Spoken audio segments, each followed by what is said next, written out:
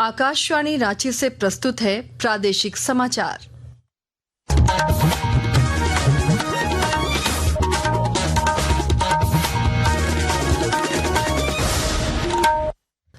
नमस्कार, प्रादेशिक समाचारों के साथ मैं आसिया नाजली। मन की बात कार्यक्रम में प्रधानमंत्री नरेंद्र मोदी ने कहा, शुभांशु शुक्ला और चंद्रयान मिशन के बाद देश में बना विज्ञान का माहौल। प्रधानमंत्री ने गुमला स्थित बसिया का किया जिक्र, कहा कभी माओवादी हिंसा के लिए सुर्खियों में रहने वाले इलाके में अब हुई है मत्स्य क्रांति की शुरुआत। केंद्रीय रक्षा राज्य मंत्री संजय सेठ को जान से मारने की धमकी मिलने के बाद पुलिस की जांच तेज। आज दोपहर नई दिल्ली से रांची आएंगे मंत्री, ईचागढ़ के कार्यक्रम में होंगे शामिल। सावन की तीसरी सोमवारी कल देवघर के बाबा मंदिर में जलाभिषेक के लिए 4 लाख से अधिक श्रद्धालुओं के पहुंचने का अनुमान। जिला प्रशासन का सुरक्षा और सुविधा पर जोर। और झारखंड की सीनियर महिला क्रिकेट टीम ने पुडुचेरी में खेले जा रहे इंटर स्टेट T20 टूर्नामेंट में दोनों मुकाबले जीते, हिमाचल प्रदेश और पुडुचेरी को हराया। और अब समाचार विस्तार से। प्रधानमंत्री नरेंद्र मोदी ने कहा है कि 21वीं सदी के भारत में विज्ञान नई ऊर्जा के साथ आगे बढ़ रहा है। आज आकाशवाणी से मन की बात कार्यक्रम में उन्होंने कहा कि अंतरिक्ष से शुभांशु शुक्ला की सुरक्षित वापसी से देश गर्व से भर गया। श्री मोदी ने कहा कि अगस्त 2023 में चंद्रयान 3 की सफल लैंडिंग से देश में एक नया माहौल बना और बच्चों में विज्ञान और अंतरिक्ष विज्ञानी बनने की जिज्ञासा जगी थी। प्रधानमंत्री ने बताया कि अगले महीने मुंबई में खगोल विज्ञान और खगोल भौतिकी ओलंपियाड का आयोजन होगा। अगले महीने मुंबई में एस्ट्रोनॉमी और एस्ट्रोफिजिक्स ओलंपियाड होने जा रहा है। इसमें 60 से ज्यादा देशों के छात्र आएंगे, वैज्ञानिक भी आएंगे। यह अब तक का सबसे बड़ा ओलंपियाड होगा। एक तरह से देखें तो भारत अब ओलंपिक और ओलंपियाड दोनों के लिए आगे बढ़ रहा है। प्रधानमंत्री ने कहा कि अगस्त का महीना क्रांति का महीना है। उन्होंने 18 वर्ष के क्रांतिकारी खुदीराम बोस के साहस की प्रशंसा की, जो 11 अगस्त 1908 को हंसते हंसते फांसी के फंदे पर झूल गए।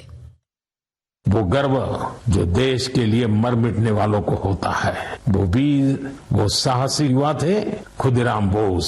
सिर्फ 18 साल की उम्र में उन्होंने वो साहस दिखाया जिसने पूरे देश को झकझोर दिया। तब अखबारों ने भी लिखा था, खुदीराम बोस जब फांसी के फंदे की ओर बढ़े तो उनके चेहरे पर मुस्कान थी। ऐसे ही अनगिनत बलिदानों के बाद, सदियों की तपस्या के बाद हमें आजादी मिली थी। देश के दीवानों ने अपने रक्त से आजादी के आंदोलन को सींचा था। अगस्त का महीना इसीलिए तो क्रांति का महीना है। श्री मोदी ने झारखंड के गुमला स्थित बसिया के रहने वाले ओम प्रकाश साहू की भी चर्चा की।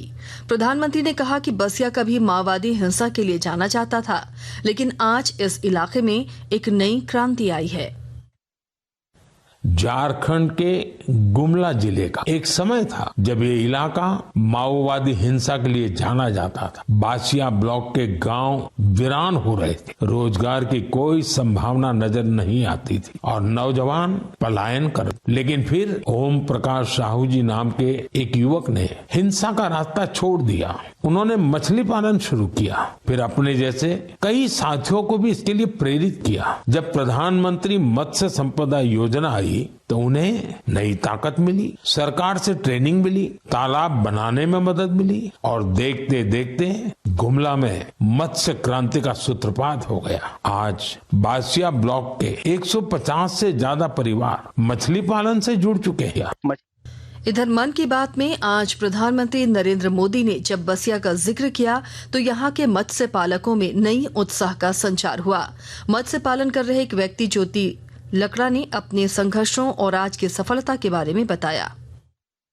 मछली मारना मेरा शौक था और उसी शौक को मैंने अपनी रुचि को मैंने रोजगार का रूप दिया और आज रोजगार के रूप में इस क्षेत्र में जिस तरह से हमने काम किया है, बहुत तरह से एक उग्रवाद से प्रभावित एरिया रहा है, जिसमें विकास का काम बहुत पहले 2000 से पहले बहुत प्रभावित था और आज हमने इस तरह का एक ही जगह तालाब बना करके लोगों को रोजगार देने का काम किया है।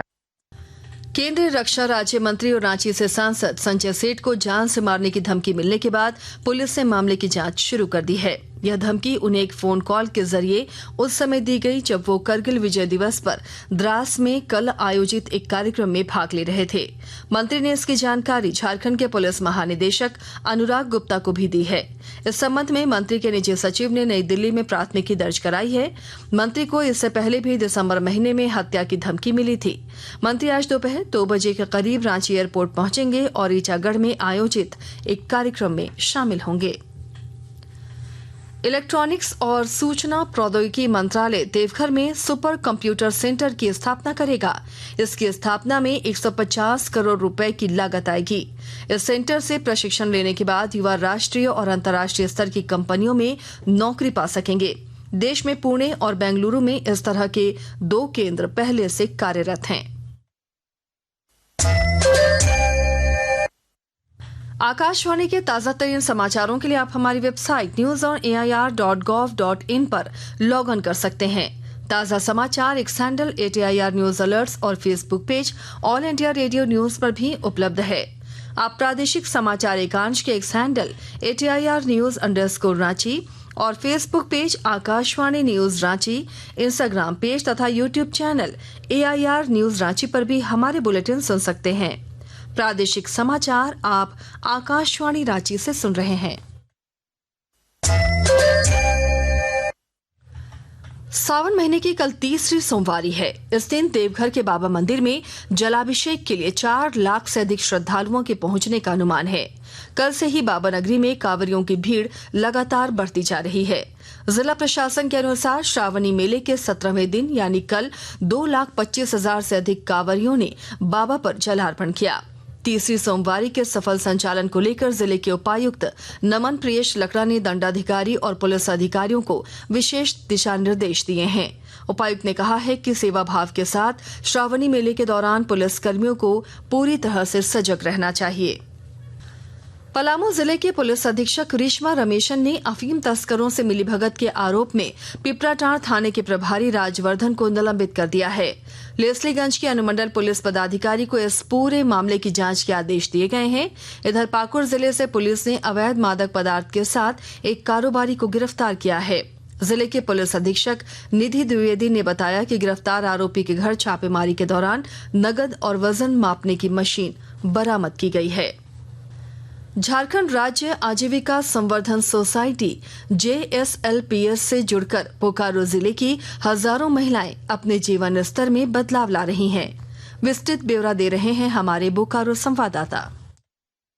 Jharkhand state livelihood promotion society से जुड़कर बोकारो जिला की हजारों महिलाएं अपने जीवन स्तर में बदलाव ला रही हैं। उप विकास आयुक्त शताब्दी मजूमदार ने समीक्षा बैठक के दौरान कहा कि JSLPS महिला सशक्तिकरण की दिशा में अहम भूमिका निभा रहा है। उन्होंने कहा कि महिलाओं को इसका लाभ उठाना चाहिए। उप विकास आयुक्त ने कहा कि समूह गठन की प्रक्रिया में और गति लाने की आवश्यकता है। उन्होंने समूहों को मुद्रा लोन का लाभ उठाने की भी सलाह दी। मनोज कुमार, आकाशवाणी समाचार, बोकारो। पूर्व राष्ट्रपति और प्रसिद्ध वैज्ञानिक डॉक्टर APJ अब्दुल कलाम की जयंती पर आज उन्हें देश श्रद्धांजलि अर्पित कर रहा है। डॉक्टर कलाम ने देश के अंतरिक्ष और मिसाइल कार्यक्रम में महत्वपूर्ण भूमिका निभाई थी। उन्हें मिसाइल मैन के तौर पर भी जाना जाता है। झारखंड की सीनियर महिला क्रिकेट टीम ने पुडुचेरी में खेले जा रहे इंटर स्टेट सीनियर महिला T20 टूर्नामेंट में अब तक खेले गए दोनों मैच जीत लिए हैं। पहले मैच में झारखंड ने हिमाचल प्रदेश को 13 रन से, जबकि दूसरे मुकाबले में पुडुचेरी को 4 विकेट से हरा दिया। और अब अंत में मुख्य समाचार एक बार फिर। मन की बात कार्यक्रम में प्रधानमंत्री नरेंद्र मोदी ने कहा, शुभांशु शुक्ला और चंद्रयान मिशन के बाद देश में बना विज्ञान का माहौल। प्रधानमंत्री ने गुमला स्थित बसिया का किया जिक्र, कहा कभी माओवादी हिंसा के लिए सुर्खियों में रहने वाले इलाके में अब हुई है मत्स्य क्रांति की शुरुआत। केंद्रीय रक्षा राज्य मंत्री संजय सेठ को जान से मारने की धमकी मिलने के बाद पुलिस की जांच तेज। आज दोपहर नई दिल्ली से रांची आएंगे मंत्री, ईचागढ़ के कार्यक्रम में होंगे शामिल। सावन की तीसरी सोमवारी कल देवघर के बाबा मंदिर में जलाभिषेक के लिए 4 लाख से अधिक श्रद्धालुओं के पहुंचने का अनुमान। जिला प्रशासन का सुरक्षा और सुविधा पर जोर। और झारखंड की सीनियर महिला क्रिकेट टीम ने पुडुचेरी में खेले जा रहे इंटर स्टेट T20 टूर्नामेंट में दोनों मुकाबले जीते, हिमाचल प्रदेश और पुडुचेरी को हराया। इसके साथ ही आकाशवाणी रांची से प्रादेशिक समाचार का ये बुलेटिन समाप्त हुआ। अगला प्रादेशिक समाचार बुलेटिन दोपहर 2:55 पर प्रसारित किया जाएगा।